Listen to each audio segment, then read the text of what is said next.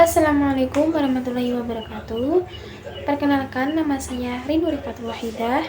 Nomor induk mahasiswa 226120606004. Mahasiswa semester 3 Program Studi Perbankan Syariah dari Universitas Nahdlatul Ulama. Pada kesempatan kali ini, saya akan sedikit membahas mengenai PT Unilever, mulai dari sejarah terbentuknya, analisis SWOT, produk-produk yang sudah dihasilkan, hingga beberapa strategi yang telah diterapkan oleh PT Unilever. PT Unilever Indonesia Tbk merupakan sebuah perusahaan yang didirikan pada 5 Desember 1933 sebagai Zip Fabricant and Flavor dengan akta nomor 33 yang dibuat oleh T.N. A.H. van Ophuijsen, notaris di Batavia. Sejak didirikan pada 5 Desember 1933, Unilever Indonesia telah tumbuh menjadi salah satu perusahaan terdepan untuk produk home and personal care serta food and ice cream di Indonesia. Rangkaian produk Unilever Indonesia mencakup brand-brand ternama yang disukai di dunia seperti Pepsodent, Lux, Lifebuoy, Dove, Sunsilk, Clear, Rexona, Vaseline, Rinso, Molto, Sunlight, Walls, Blue Band, Royco, Bangu, Taro, dan lain-lain. Visi dari perusahaan PT Unilever yaitu PT Unilever terfokus pada consumer, customer, dan community. Hingga kemudian muncul visi dari PT Unilever yaitu to become the first choice of consumer, customer, and community. Untuk menjadi pilihan pertama bagi konsumen, pemasok, dan komunitas. Setelah tadi kita mengetahui visi dari PT Unilever, maka sekarang adalah misi dari PT Unilever.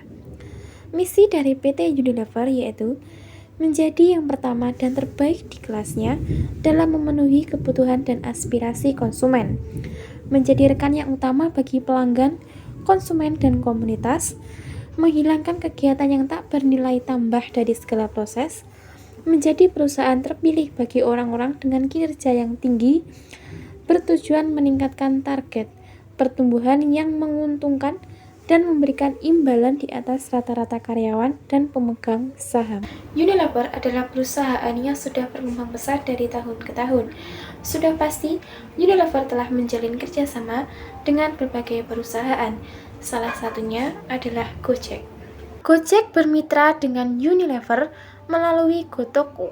Gotoko adalah platform digital B2B yang menghubungkan para pelaku usaha mikro, kecil, dan menengah atau UMKM di Indonesia dengan perusahaan barang konsumen terkemuka.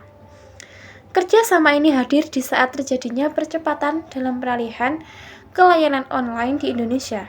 Dengan hampir 60% konsumen telah mencoba metode baru belanja secara online. Kerjasama ini memungkinkan pelaku UMKM untuk menggunakan Gotoko dalam mengakses rangkaian produk-produk kebutuhan sehari-hari secara lengkap dari berbagai merek termasuk Unilever. Selain Unilever telah bekerja sama dengan beberapa perusahaan besar, nyatanya Unilever juga masih memiliki pesaing. Salah satunya adalah Nestle. Nestle ini termasuk saingan utama Unilever, memiliki penetrasi pasar di hampir setiap negara di dunia. Nestle menjadi pesaing Unilever karena keduanya adalah perusahaan global yang beroperasi dengan berfokus pada produk konsumen sehari-hari. Ini adalah beberapa produk-produk yang sudah dihasilkan oleh PT Unilever. Dari banyaknya produk-produk yang sudah dihasilkan oleh PT Unilever, nyatanya ada 12 produk yang sudah laris terjual di pasaran. Selanjutnya ada analisis SWOT dari PT Unilever. Analisis SWOT yang pertama adalah strength atau kekuatan. Kekuatan dari PT Unilever ini adalah yang pertama, strategi promosi produk PT Unilever yang efektif dengan menampilkan model yang dapat menarik konsumen. Kedua, PT Unilever gencar di misi sosial. Ketiga, pemimpin pasar consumer good di Indonesia. Keempat, memiliki tim yang terdiri dari orang-orang berdedikasi dan terampil. Yang kelima, adanya kenaikan pangsa pasar untuk kategori-kategori penting seperti face care, soft-free, dan ice cream. Yang keenam, perencanaan baik dan kerjasama erat dengan para pemasok. Yang ketujuh, PT Unilever sudah memiliki jaringan distribusi sendiri. Jadi kita membahas mengenai kekuatan dari PT Unilever. Sekarang adalah kelemahannya atau weakness.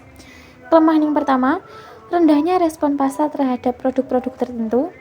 Kedua, jumlah karyawan yang tambun.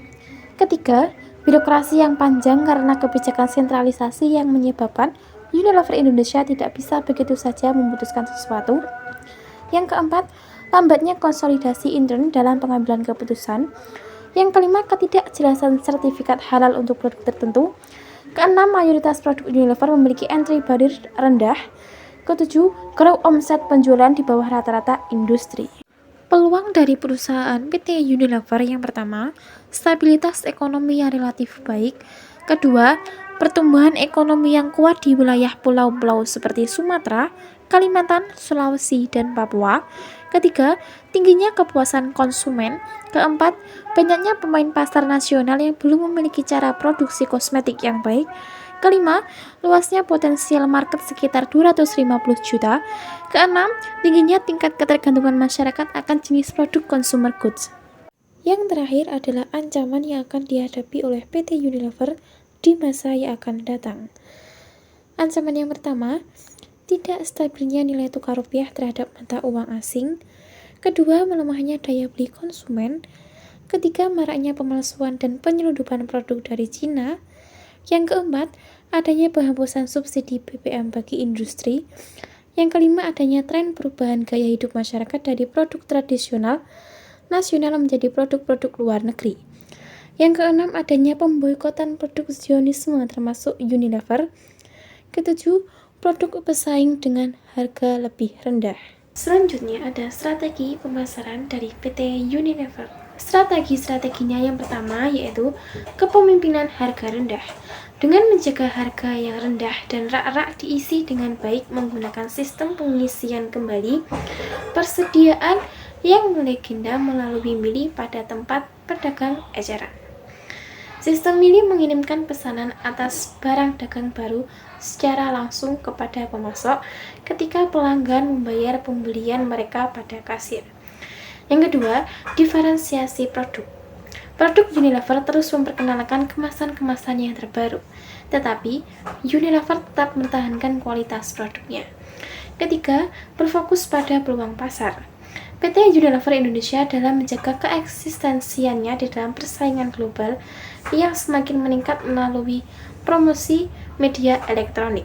Namun, dalam kehidupan sehari-hari, promosi yang dilakukan PT Unilever tidak hanya lewat media elektronik, tetapi banyak juga melalui media cetak, sponsorship, mengadakan event-event yang memasukkan produk-produk dari PT Unilever seperti kecap Bangu, shampoo, Pepsodent, dan lain-lain.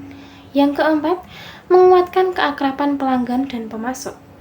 Unilever menggunakan sistem informasi untuk memfasilitasi akses langsung dari pemasok terhadap jadwal produksi dan bahkan mengizinkan pemasok untuk memutuskan bagaimana dan kapan mengirim pasokan kepada pemasok. Selain itu, Unilever juga melakukan tanya jawab kepada para konsumen. Yang terakhir adalah strategi promosi. Strategi yang pertama, periklanan. Semua bentuk penyajian non personal dan promosi ide, barang atau jasa yang dibayar oleh suatu sponsor tertentu.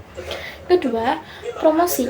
Penjualan berbagai insentif jangka pendek untuk mendorong keinginan mencoba atau membeli suatu produk atau jasa. Ketiga, hubungan masyarakat dan publisitas. Berbagai program untuk mempromosikan dan atau melindungi cita perusahaan atau produk individual. Keempat, interaksi langsung dengan calon pembeli. Interaksi langsung dengan satu calon pembeli atau lebih untuk melakukan presentasi, menjawab pertanyaan, dan menerima pesan. Nah, yang terakhir, pemasaran langsung. Penggunaan surat, telepon, faksimiles, email, dan alat penghubung non-personal untuk berkomunikasi secara langsung dengan mendapatkan tanggapan langsung dari pelanggan tertentu dan calon pelanggan. Sekian informasi yang dapat saya sampaikan. Apabila ada kurang lebihnya, ada salah kata, mohon dimaafkan. Sekian, wassalamualaikum warahmatullahi wabarakatuh.